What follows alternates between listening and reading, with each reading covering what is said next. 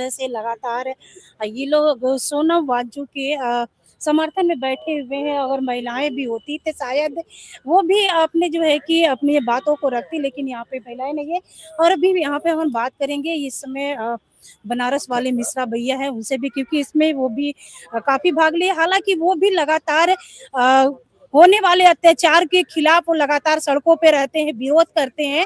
और इस समय भी देख सकते हैं वो इस धरने प्रदर्शन में शामिल हुए हैं। हम इनसे भी जानने की पूरी कोशिश करेंगे, बात करेंगे, क्योंकि जिस तरह से पूरा जहाँ पे प्रधानमंत्री कहते हैं कि ये देश के भविष्य है, युवा आने वाले समय के भविष्य है, लेकिन आज वहीं पे जिस तरह से भविष्य को खतरा एक तरफ से है, वहीं पे लोगों का कहना है कि हम आने वाले समय में हम लोग तो इंतजार कर रहे हैं कि आत्महत्या क्यों न कर ले, क्योंकि अगर जिस भविष्य को माना जाता है आज उसी भविष्य को लेकर के हम लोगों के साथ इतनी बड़े गद्दारी की जा रही है। हम लोग धरने पे बैठे, उसके बावजूद भी सरकार के कानून में जूं तक नहीं जा रही है। उसको सोचना चाहिए था, विचारना चाहिए था, अमल करना चाहिए था, आना चाहिए था कि आखिर आप लोगों की मांगे क्या है, उस पर हम किस तरह से बात कर सकते हैं, किस तरह से अमल कर सकते हैं। तो इसी के समर्थन में लगातार धरना प्रदर्शन वाराणसी में भी चल रहा है। यहाँ पे देख सकते हैं काफी लोग भी बैठे हुए हैं। अब यहाँ पे भैया हम हैं, बात भी करेंगे 2 मिनट के लिए। हो गया आगे फिर विपक्षी दलों के लोग यहाँ पे, और काफी लोग भी बैठे हुए हैं, आप भी देख सकते हैं। यहाँ पे बात करने के लिए हैं, लेकिन अभी लोग अपने हाथों में ये जो पोस्टर देख सकते हैं, यहाँ पे जो पोस्टर है, बैनर है, शिक्षा भ्रष्टाचार बंद करो लेकर के बैठे हुए हैं।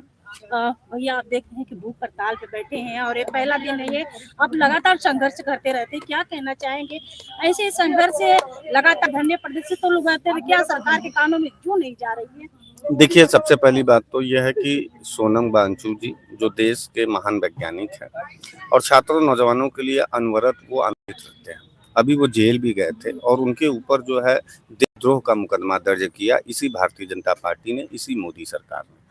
सोनम वांगचुक जी की हत्या करना चाहती है मोदी की सरकार, और मोदी जी स्वयं इसमें इंटरेस्टेड हैं कि सोनम वांगचुक जी मर जाएं। लेकिन मैं बनारस के बात को डर है क्या, ऐसा क्यों करना चाहते हैं? लेकिन मैं धन्यवाद देना चाहता हूं समाजवादी पार्टी के अम्बेडकर वाहिनी के नेता अमन यादव जी को, आनंद यादव जी को, तमाम अपने समाजवादी पार्टी के नेताओं को, कि उन्होंने बनारस के सड़कों पर बनारस के आवाम और छात्रों और नौजवानों के मंशा को लेकर के एक दिवसीय भूख हड़ताल कर करके सोनम वांगचुक जी को अपना समर्थन देने का काम किया है। नरेंद्र मोदी जी पढ़े लिखे नहीं हैं, अनपढ़ हैं, बुद्धू हैं, बेवकूफ़ हैं, मूर्ख हैं, इसलिए उनको शिक्षा का कोई स्तर नहीं मालूम है और ना ही वो शिक्षा के प्रति कोई लगाव महसूस करते हैं।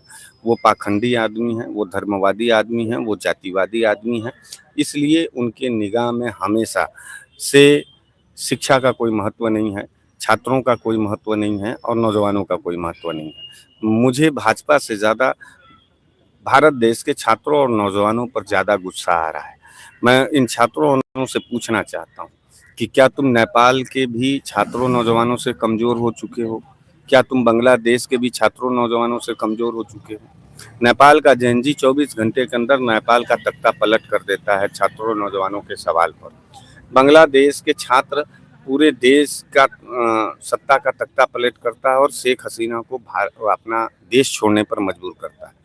लेकिन दुर्भाग्य है कि भारत देश जिसे क्रांतिकारियों की मिट्टी कही जाती है, आज उसी क्रांतिकारियों में मुर्दा छात्र नौजवान बैठा हुआ है। एक वैज्ञानिक जान देने पे तुला है, मर जाएगा एक वैज्ञानिक अपने देश के छात्रों और नौजवानों के लिए, लेकिन छात्र नौजवान अपने घरों में कायरों की तरह बैठा है, इसका मैं निंदा करता हूँ। जिस तरह से लगातार सड़कों पे की लड़ाई लड़ रहे हैं, क्या लग रहा है कि आने वाले 2027 के चुनाव में भी इसका असर काफी देखने को मिलेगा भैया? देखिए, चुनाव का तो बात हम नहीं करेंगे इस दौर में। हमको छात्रों नौजवानों के सवाल पर काफ़ी तकलीफ है। सबसे ज़्यादा तकलीफ ये है कि हमारे देश का एक साइंटिस्ट मर जाएगा बहन। वो साइंटिस्ट जो इस देश को काफ़ी कुछ दिया, काफ़ी योगदान है सोनम वांगचुक का। छात्र नौजवानों को अपराधी बनाना चाहती है, नशेड़ी बनाना चाहती है। जिन छात्रों नौजवानों को धर्म के आधार पर मस्जिद पे चढ़ने का पूरा शौक है, उन छात्र नौजवानों की रीढ़ के हड्डी में इतनी भी पानी नहीं बची है कि वो अपने भविष्य के लिए दिल्ली की सड़कों को जाम कर दें और सरकार को घुटने पे ला दें। इसलिए मैं आपसे कहना चाहता हूँ, और सबसे ज़्यादा उन छात्रों के माँ-बाप से भी कहना चाहता हूँ कि अपना कलेजा काट-काट करके तुमने अपने बच्चों को पढ़ाया और आज वो बच्चा भविष्य से विहीन हो चुका है, तो क्या तुम्हारे अंदर भी इतनी ताकत नहीं है कि तुम अपने बच्चे के भविष्य के लिए अपने घरों से बाहर निकल सको? एक नारा था कि निकलो घरों मकानों से, जंग लड़ो बेईमानों से। इनकी मांग क्या है? यहाँ जो भी लोग बैठे हैं, इन छात्रों नौजवानों की क्या मांग है कि भारत देश का सबसे भ्रष्ट शिक्षा मंत्री धर्मेंद्र प्रधान का इस्तीफा ले लो। क्या वो दंगा मांग रहा है? अगर ऐसा ही रहता आने वाले दिन में, जिस तरह से देश आजाद हुआ था, क्या लग रहा है कि आने वाले समय में वो भी फिर से गुलामी के समय में आ जाएगा? देखिए, जिस तरह से लग देश रहा है देश आजाद है या गुलाम के देश को तौर हिंसा पर के रहा है। कोख में ढकेलना चाहती है भारतीय जनता पार्टी, और वो इसका शुरुआत करना चाहती है। हम सभी लोग समाजवादी लोग हैं और अपने देश के प्रति बहुत वफादार हैं, इसलिए देश के सड़कों पर हम हिंसा नहीं करना चाहते।